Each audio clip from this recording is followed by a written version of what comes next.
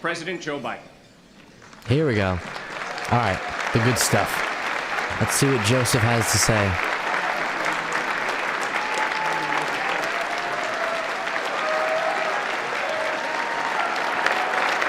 Thank you. Thank you, thank you, thank you. Thank you, Steve, for that introduction. And a special thanks to the 42% of you who actually applauded. I'm really excited to be here tonight with the only... That was good. His approval rating, 42%. Pretty good, Joseph. ...group of Americans with a lower approval rating than I have.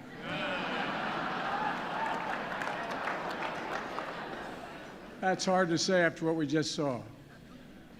This is the first time the president attended this dinner in 6 years.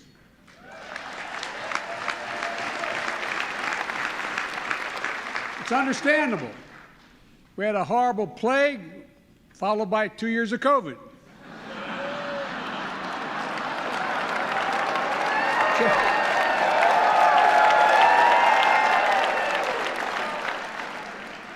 Just imagine if my predecessor came to this dinner this year. Now that would really have been a real coup if that occurred.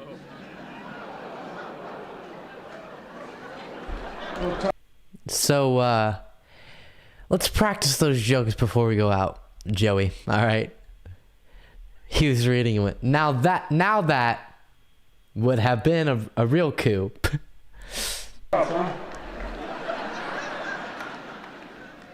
But I'm honored to be here at such an event with so much history. It was already referenced. The very first president to attend the White House Correspondents' Dinner was Calvin Coolidge in 1924. I'd just been elected to the United States Senate. I remember telling him, Cal, just be yourself. Get up there, speak from the heart. You're going to be great, kid. You're going to do it well. Of course, Jill is with me He's tonight. old. That's Jilly, a good one. How are you, kid? I think she's doing an incredible job as First Lady. The First Lady to continue working full-time as she does as a professor. She doesn't pay much attention to the polls. Though she did say the other day, instead of introducing myself as Jill Biden's husband, maybe I should introduce myself as her roommate. I've attended this dinner many times, but this is my first time as president. The organizers had it hard, made it pretty hard for me tonight. Although the good news is, if all goes well, I have a real shot at replacing James Corden. It was great having him over to the White House the other day, just as he announced he's leaving the show. Great performers, going out on top after 8 years in the job. Sounds just about right to me. And it's tough to follow pros like James and Billy Eichner. Billy, where are you again? Where is he? Well, Billy, you're famous for your interviewing skills. Billy, you should know what you're doing, pal. You know it well. And I think you should hope Meet the Press. Maybe they start to watch it again. I've never had to open.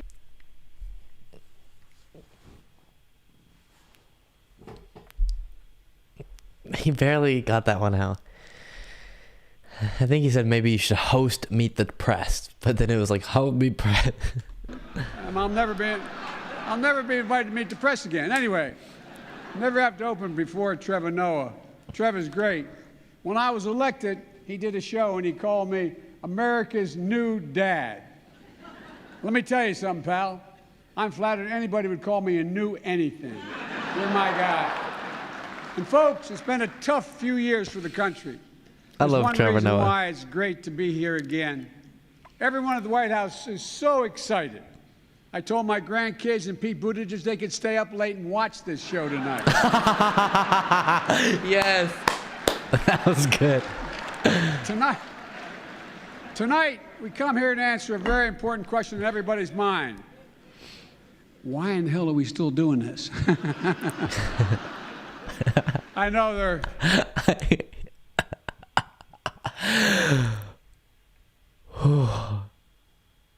I love Biden's little whisper whenever he gets close to the mic. Why are we still doing this, Jack? I know there are questions about whether we should gather here tonight because of COVID. Well, we're here to show the country that we're getting through this pandemic.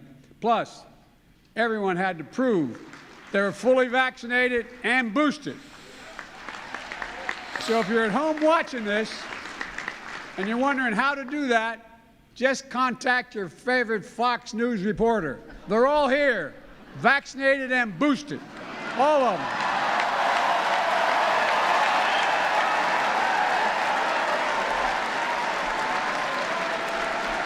And look, Fox News, I'm really sorry your preferred candidate lost the last election. To make it up to you, I'm happy to give my chief of staff to you all so he can tell Sean Hannity what to say every day. In fact, Ron Klain is here at the CBS table, which hired Mick Mulvaney. Mick on CBS, I was stunned. I figured he'd end up on Masked Singer with Rudy. Amazing hire, guys, really quite amazing. Look, I know this is a tough town. I came to office with an ambitious agenda, and I expected it to face stiff opposition in the Senate. I just hoped it would be from Republicans. True. But I'm not worried about the midterms. I'm not worried about them. We may end up with more partisan gridlock, but I'm confident we can work it out during my remaining 6 years in the presidency.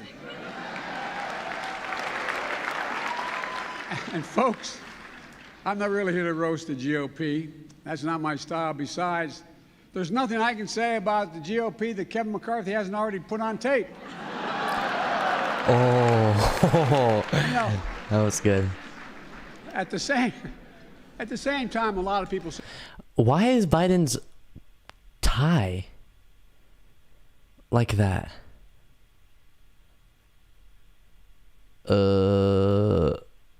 Straighten it out, brother. the Republican Party is too extreme, too divisive, too controlled by one person.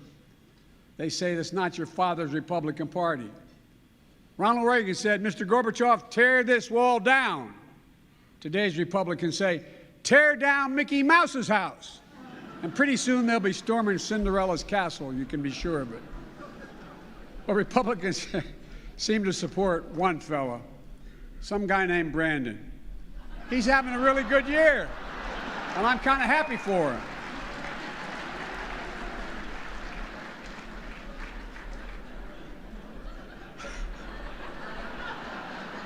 Let me conclude with a serious word.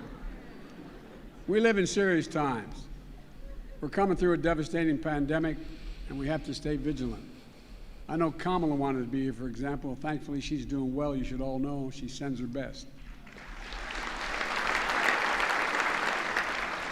We're in a time when what we so long taken for granted is facing the gravest of threats, and I'm being deadly earnest.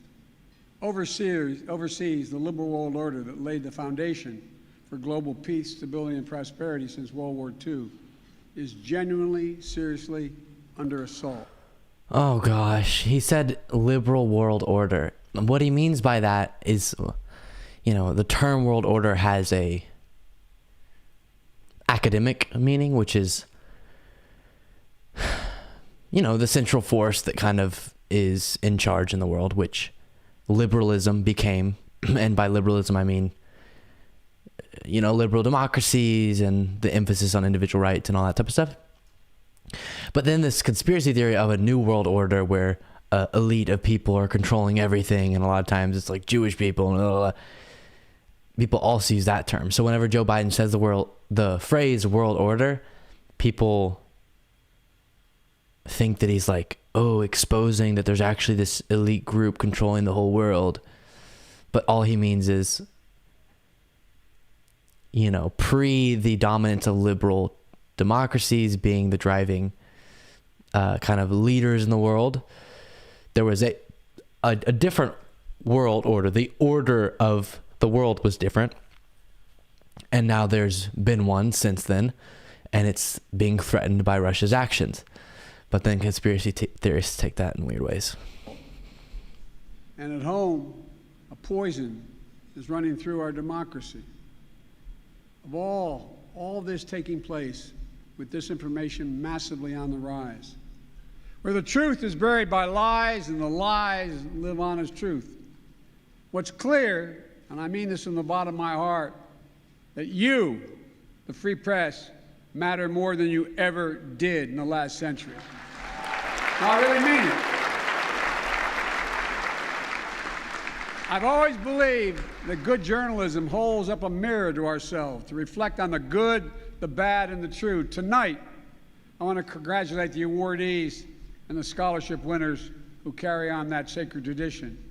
We've all seen the courage of the Ukrainian people because of the courage of American reporters in this room and your colleagues across the world who are on the ground taking their lives in their own hands.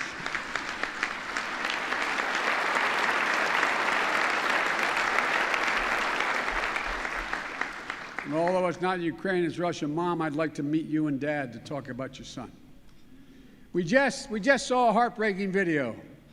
9 have been killed reporting from Kyiv, struck by a kamikaze drone strike after a shopping mall attack, shot in the neck while documenting Ukrainian fleeing, killed when Russian missiles hit the television tower in a residential neighborhood. One journalist from Radio Liberty just killed days ago. So many of you telling the stories and taking the photos and recording the videos of what's happening there. The unvarnished truth showing the destruction and the devastation and, yes, the war crimes. Tonight, we also honor the legacy of 2 historic reporters, and that is Alice Dunnigan and Ethel Payne. I'm glad you saw that tonight. I didn't know you were doing that. These are the first black women to be White House reporters who shattered convention to cover a segregated nation. We honor journalists killed, missing, imprisoned, detained, and tortured, covering war, exposing corruption, and holding leaders accountable. We honor members of the press, both national and local, covering a once-in-a-century pandemic where we lost 1 million Americans, a generation reckoning on race, an existential threat, climate change. The free press is not the enemy of the people, far from it. At your best, you're guardians of the truth. President Kennedy once said, and I quote, "Without debate, without criticism, no administration, no country can succeed, and no republic can survive." The First Amendment grants a free press extraordinary protection, but with it comes, as many of you know, a very heavy He straightened out his tie, yay. To seek the truth as best you can, not to inflame or entertain, but to illuminate and educate. I know it's tough, and I'm not being solicitous. The industry is changing significantly. There's incredible pressure on you all to deliver heat instead of shed light because the technology is changing so much. The system is changing. But it matters. No kidding, it matters.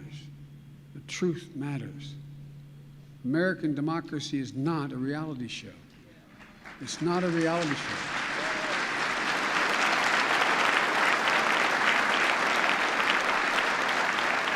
It's reality itself. And the reality is that we are a great country. Our future is bright. It's not guaranteed because democracy is never guaranteed. It has to be earned. It has to be defended. It has to be protected. As you've heard me say many times, there's not a damn thing this country can do when we stand united and do it together. And I know we can do anything we want to do. That's right. I've been around a long time, as has been pointed out many times tonight. But I give you my word as a Biden, I've never been more optimistic about America than I am today. I really mean it. At times of enormous change, it presents enormous opportunities.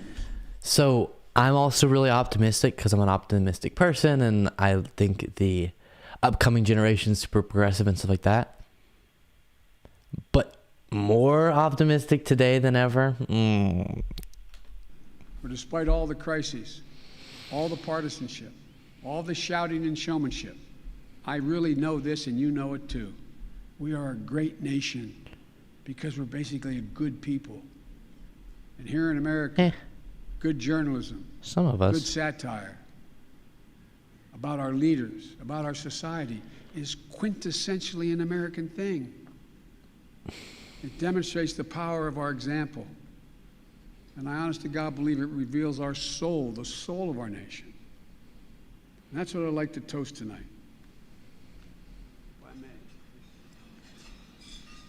To the journalists and their families, to the people and the elected representatives, to the United States of America.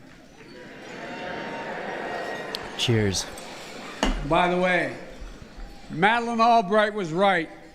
We are the indispensable nation. Ladies and gentlemen, I'm going to turn this over to Trevor now. Yes, Trevor. Strap myself into my seat.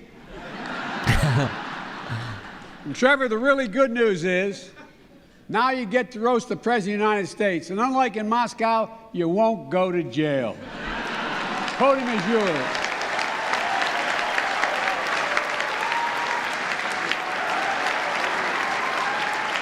Oh, I love Trevor.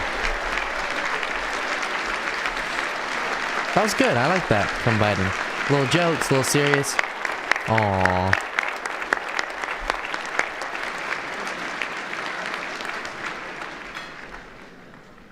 Wow, that was pretty fantastic. One more time for President Biden, please. That was really great. I got to promise I will not be going to jail. I'll switch things up now. Let's see how we do this. How's everybody doing tonight? You guys good? Everyone good? First of all, thank you so much, Steve. Good evening, Mr. President, First Lady, members of the media, and all the men relieved that Ronan Farrow isn't here tonight. It is my great honor to be speaking tonight at the nation's most distinguished super spreader event. No, for real, people, what are we doing here? Let's be honest, what are we doing? Like, did none of you learn anything from the gridiron dinner? Nothing, huh? Like, do you read any of your own newspapers? I mean, I expect this from Sean Hannity, but the rest of you, what are you doing here? You guys spent the last 2 years telling everyone the importance of wearing masks and avoiding large indoor gatherings. Then the second someone offers you a free dinner, you all turn into Joe Rogan, huh? I mean, Dr. Fauci dropped out. That should have been a pretty big sign. Fauci thought it was too dangerous to come tonight. Pete Davidson thinks it's okay. And we all went with Pete. Okay. All right, then. Now, for those who don't know me, my name is Trevor Noah, and I'm really honored to be here, honestly. You know, because you could have picked any comedian, you could have invited anyone, but you went with the South African variant. Very on theme. I appreciate that. And COVID risk aside, can I just say how happy I am that this event is happening again for the first time in 3 years. Yeah. And the truth is, I want us all to have a good time tonight. So please, everyone relax. You know, I know everyone in this room is worried about who catches you laughing at what, but just chill, just chill. We're celebrating, we're out. You know, get comfortable. Not too comfortable, Jeffrey Toobin, not too comfortable. No, you know what? No, don't ooh him, bunch of haters. You know what? So what, Jeffrey? You made a mistake. You whipped it out in front of your coworkers. That's the first step to winning a Grammy for Comedy Album of the Year. You're halfway there, my friend. You don't let the haters stop you. We all come back from mistakes. Now, you might have noticed I'm going to be telling some jokes tonight. But I want you to understand, That was I'm so not weird, here to Jeffrey tear Toobin. anybody down, okay? Yeah, I might roast you gently, you know, like a pair of testicles on a Tucker Carlson special, but I'm not doing this just for the attention, all right? I'm a comedian, not Kirsten Sinema, all right? And by the way, give it up for Kirsten Sinema. Whoever thought we'd see the day in American politics when a senator could be openly bisexual but closeted Republican, huh? Oh, this is so good already. Okay. Yes. Oh, I love Progress. That's progress.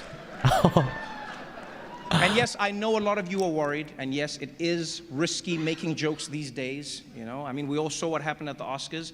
I've actually been a little bit worried about tonight. I won't lie, you know? I was like, What if I make like a really mean joke, you know, about like Kellyanne Conway, and then her husband rushes up on the stage and thanks me? Yes. I just hope we all stay calm. Because it is exciting to be here, even though some people don't think this dinner should even exist, as you said, Mr. President, you know? Because some people think this shows that the media is too cozy with politicians. But what those people don't understand is that you guys have integrity. You would never allow personal connections to affect your ability to be good journalists. Isn't that right, Chris Cuomo? Where is Chris, by the way? Is he? Oh. Is he here? Couldn't make it? Oh, by the way, before we really get going, a few quick announcements. Anyone here who is a Democrat in a swing district, I've been asked to remind you not to hand your resume to the cable news execs at your table until after the event, please. Thank you very much. Also, a quick note before people order their Ubers home tonight. Governor Greg Abbott is generously providing free buses for the Telemundo table. Very classy. Yes. Very classy. It's too good. But man, what a room this is, huh? Look at this room.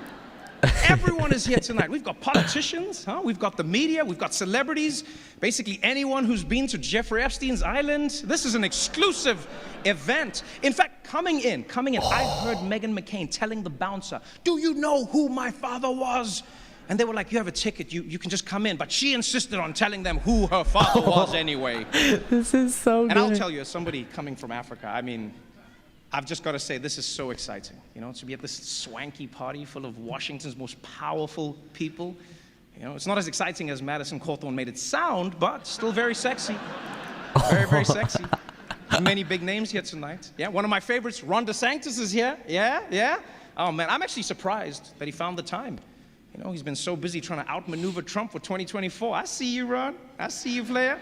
Yeah, I've seen what you've been doing, blaming Trump for the lockdowns, distancing yourself from the vaccines that Trump created with his own two hands. Nobody knew how to make vaccines until I made them. Beautiful, beautiful vaccines. Nobody knew how. Not even Fauci. But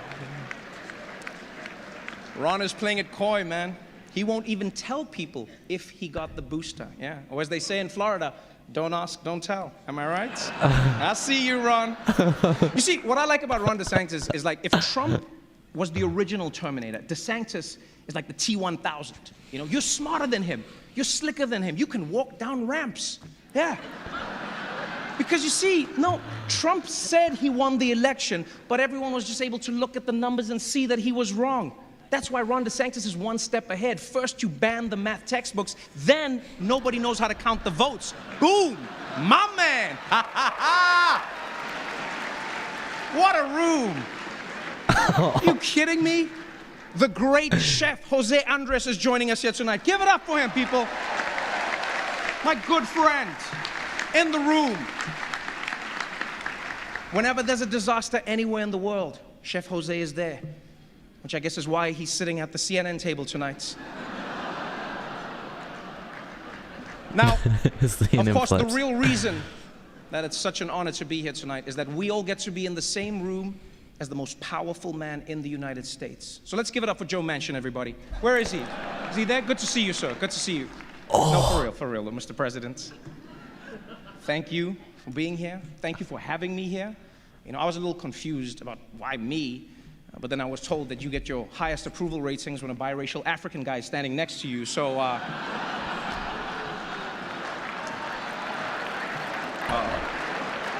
so let me just say, Joe, I'm glad that I could do my part, and hopefully this will work. I'm not actually him, I just did the voice.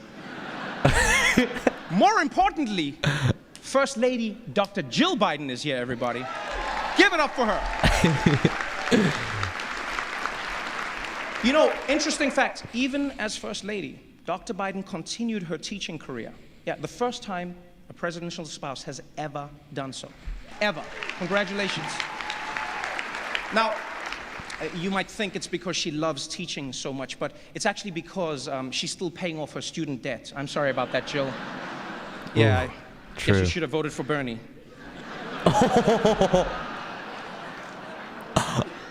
Ew. It's too good. So can I just say, I think everyone will agree that it's actually nice to once again have a president who's not afraid to come to the White House Correspondents' Dinner and hear jokes about himself.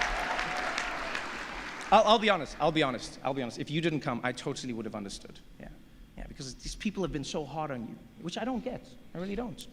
I think ever since you've come into office, things are really looking up. Gas is up, rent is up, food is up, everything. No, it really has been a tough first year for you, Mr. President. And surely... I will say, as far as presidents go, Biden has the best, smile face. He, closes his eyes and his big white teeth come out. So for this setting, it's really good. Every time they cut to him, he just has that big Biden smile. It's pretty good. Really, you must be a little worried about 2024. There's a lot of passion on the Republican side. There really is. It's going to be an interesting time. And as you all know, President Biden's lack of... Love how Trevor Noah can switch it up with a joke, really roast somebody. Yeah, it's perfect because he doesn't like this joke form, but he's actually nailing really important and good issues. Filter does get him into hot water sometimes. Last month he caused a huge international incident saying that Vladimir Putin should be removed from power. It was very, very upsetting to Russia. Yeah, until someone explained to them that none of the stuff Biden wants actually gets done. Oh. That's so But despite some hiccups, President Biden has led the country through some really dark times since he took office. The COVID pandemic, the war in Ukraine, the launch of CNN Plus.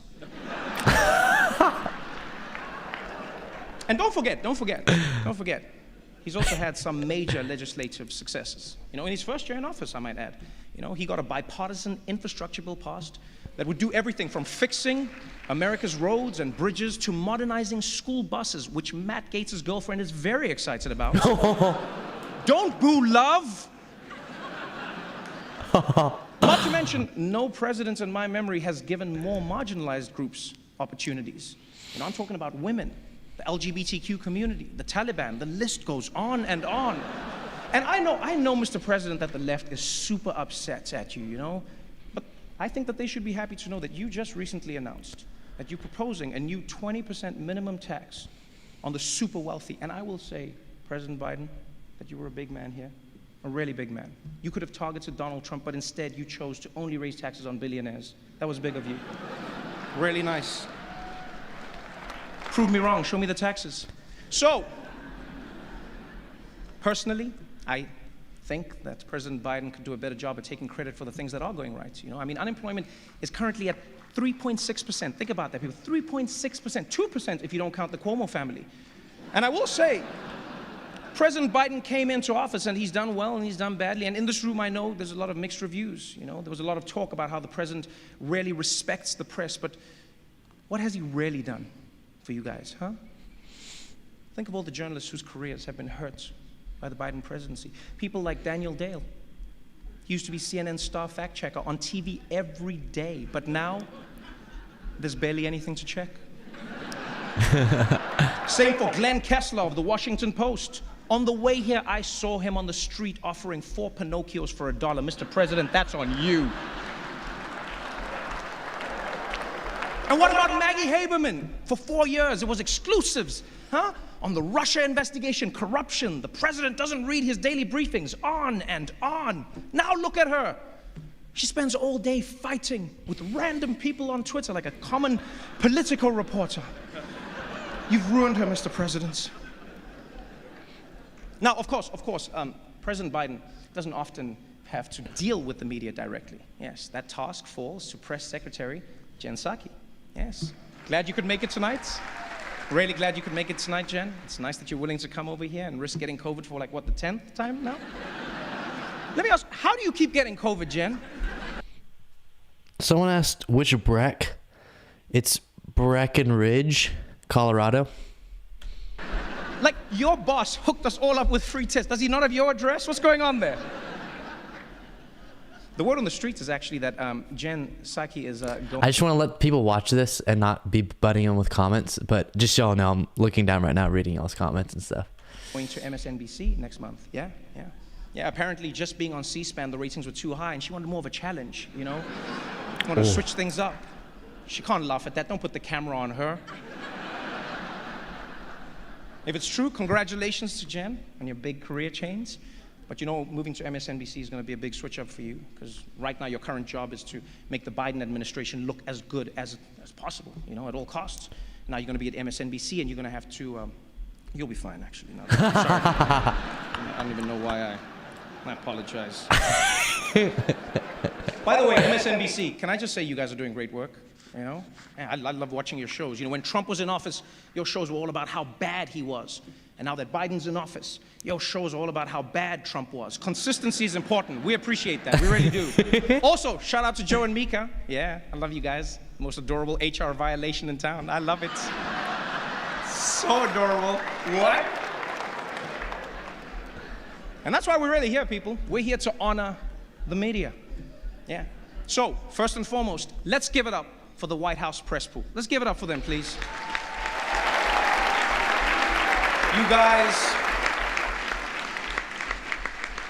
You guys are relentless. Every day you show up, and every day you demand answers on the pressing issues of the day. And then Fox News asks about Hunter Biden. And I'll be honest though, I actually think that's a good thing. I really do. I think people need to be held accountable for using their dad's name to get ahead in life. And I can't think of anyone better to ask about that than Peter Doocy. Yeah. Wherever he is, Chris Wallace laughed at that joke. But you see, the real purpose of tonight is to honor some of the country's best political journalists, people like Abby Phillip, Yamiche Alcindor, right? And Mick Mulvaney. I actually get why CBS hired Mick Mulvaney. I get it. You know, he's more than just the guy who assured everyone that Donald Trump would concede gracefully. No, he can also get you access to other people who assured you that Donald Trump would concede very gracefully. It's very important. So shout out to CBS, my corporate cousin. You can actually find us on Paramount Plus. Yes, right between SpongeBob SquarePants and a bunch of movies that even Delta's in-flight entertainment system turned down. But I don't want to dwell on that. I want to dwell on Mick Mulvaney when we have so many other great journalists here tonight. We got Anderson Cooper in the house, man. We got Rachel Maddow. We got Don Lemon. We got Shepard Smith, and so many other huge talents who can no longer be mentioned in Florida public schools. I see you, Ron DeSantis. What's going on, baby? Oh, man. A lot of big media names in the room tonight. Chuck Todd is here. Chuck, you here? Yeah? How you doing? I'd ask a follow-up, but I know you don't know what those are. Yes. Don't boo him, he's trying. Man, these people are mean, Chuck. The Axios team is also in the house. I didn't know this, but Axios is actually Greek for political playbook without the birthdays. Yeah. And you know, Axios got a lot of flack a few years ago for releasing a staff photo that had fewer black people in it than CPAC, but kudos to Axios. They fixed that problem by not releasing any more staff photos. And Jonathan Swan, my man, I'm a fan, personal fan. You've been crushing it with those interviews. Congrats on the award. People are always asking, how does Jonathan Swan get these politicians to open up to him? I'll tell you how. It's the Australian accent. Yeah, American journalists sound too aggressive. What did you do with the money? An interview with Jonathan Swan is like being interrogated by a koala bear. But Senator McConnell, don't you think it's strange that you and the devil have never been seen in the same place at the same time? Don't you think that's strange? Well, I guess when you go to hell, you'll find out for yourself.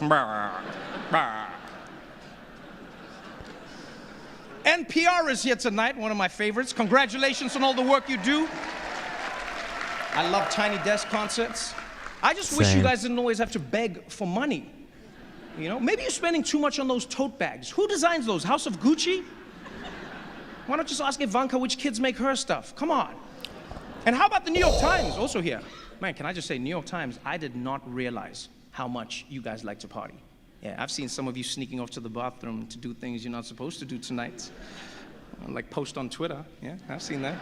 I love the New York Times, I really do. You guys are the best. You do some of the most accurate, precise reporting and news. You never fail to write down exactly whatever the police have given you to say. Really powerful. Ooh. Like, is it just me, or does the New York Times keep blaming bail reform on crimes that had nothing to do with bail reform? Like, I'm half expecting to open your newspaper and see a headline, Mets blow 4-run lead due to changes in state bail laws. And you know, it's actually crazy how you guys have been attacked for everything, from your investigations into Trump's taxes to your reporting on the pandemic, and yet the biggest death threats that you received is because there were 2 L's in the Wordle that day. That was wild. By the way, give it up to those New York Times reporters who managed to get those Kevin McCarthy tapes. That was amazing. Yeah, give it up for them. Incredible. You knew how crucial those tapes were, which is why you immediately waited until your book was for sale to tell the people about them. Bravo. Bravo. And you know what I liked about those tapes is that the one piece of good news is that now we know whether Nancy Pelosi or Kevin McCarthy are Speaker of the House, that position will still be held by someone who believes that Trump should have resigned and was responsible for what happened on January 6th. Yeah, that's bipartisanship. I like that. I'm really excited because the kings of cable are here. Fox News in the house. Yeah, the top-rated news network for the past, 300 years? Killing it. And I know Fox has a bad reputation. I even feel you tense up now when I talk about them. They really do crush it. You know, I think they get a bad rap because it's a mixed bag. You know, they actually have really good journalists. It just depends on when you watch. All right, Fox News is sort of like a Waffle House. Yeah, it's relatively normal in the afternoon, but as soon as the sun goes down, there's a drunk lady named Janine threatening to fight every Mexican who comes in. You can't throw me out. I know the real president. How about that Fox primetime lineup, huh? Tucker Carlson, Sean Hannity, Laura Ingraham. Their coverage of COVID was really impactful. Their segments about vaccines moved their viewers into the ICU. And Congrats to Sean Hannity on becoming the longest-running host in cable news history, by the way. Give it up for him. For real, give it up for him. Longest-running host. Don't hate. Don't hate the player. Yeah. Fun fact, Sean Hannity and Ainsley Earhart are actually dating now. Yes. Yeah, and I actually think it's beautiful to see an office romance at Fox that won't end in a $20 million settlement. Yeah. I'm sure wherever Roger Ailes is right now, he's looking up and smiling. Oh, Laura Ingraham, wow. What can you say about her that hasn't already been said by the Anti-Defamation League? Powerful. I'm just sad that Tucker Carlson isn't here today. He's my favorite. What a talent. Tucker Carlson, are you kidding me? Woo! That man's a beast. Who else could fill an entire show each night asking questions that Google could easily answer? Do vaccines work? Who really won the election? Who's the president right now? Is this America? Gripping stuff. It's so but, you know, if true. we're honest, people, there's so much happening in the world right now. Sometimes it can be overwhelming, and you just want to tune it all out. And that's why I love watching CNN.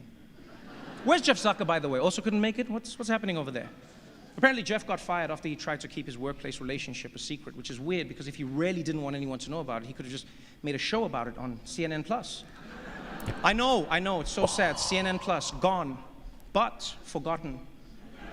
You know who I blame? You know who I blame, CNN? I blame John King. That's who.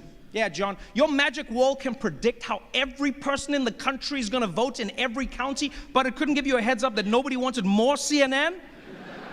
I mean, they spent $300 million on CNN Plus. $300 million. Can I be honest, CNN? I think Stanley Tucci was playing you guys. Yeah. No, I think that dude knew exactly where Italy was. And he was just going to keep searching as long as you were paying. $300 million. Do you understand how much money that is? I mean, I do get it. Streaming, they say, is the future.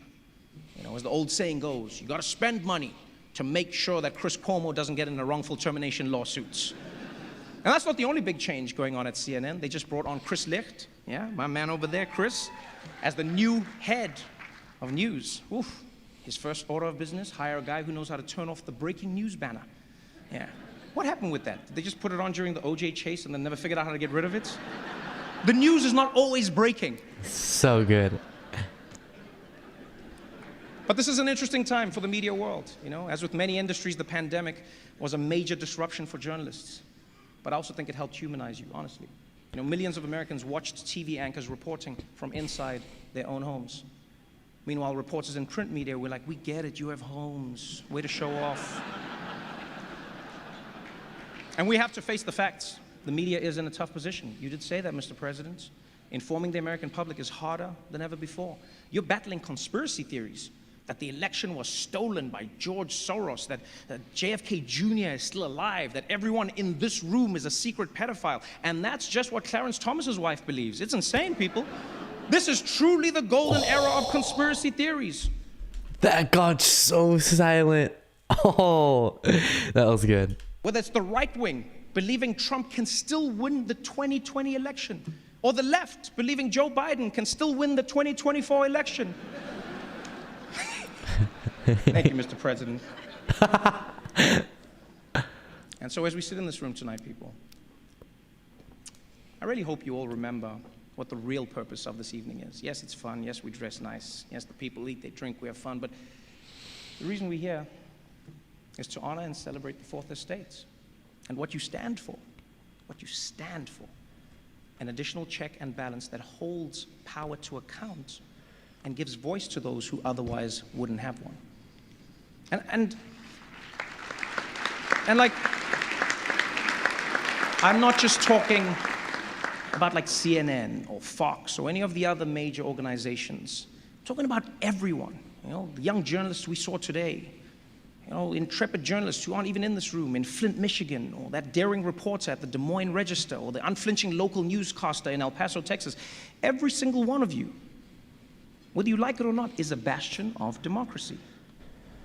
And if you ever begin to doubt your responsibilities, if you ever begin to doubt how meaningful it is, look no further than what's happening in Ukraine. Look at what's happening there. Journalists are risking and even losing their lives to show the world what's really happening. You realize how amazing it is. Like, in America, you have the right to seek the truth and speak the truth, even if it makes people in power uncomfortable, even if it makes your viewers or your readers uncomfortable. You understand how amazing that is? I stood here tonight and I made fun of the President of the United States, and I'm gonna be fine. I'm gonna be fine, right?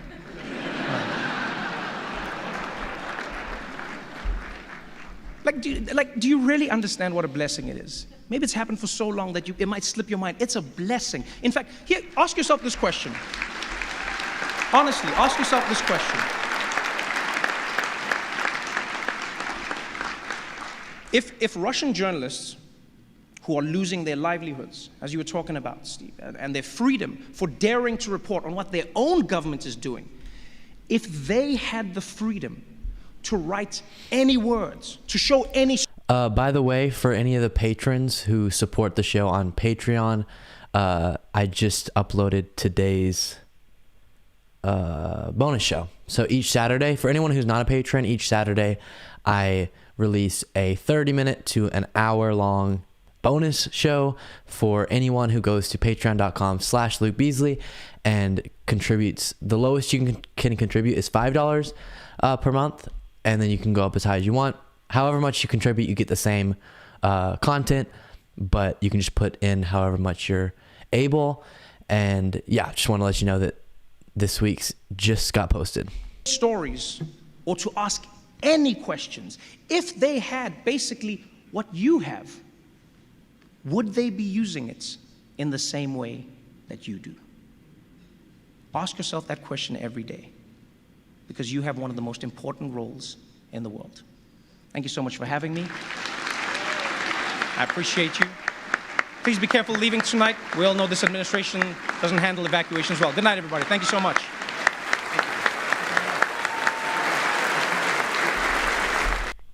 That was so good. Oh my gosh.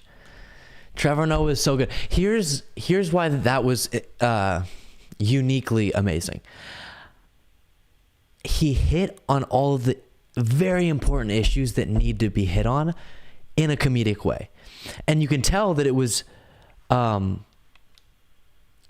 just laughs and giggles, because it got silent a few times, but it was still a hilarious joke. So watching at home, you're going to laugh super hard at those parts. But then the crowd was like,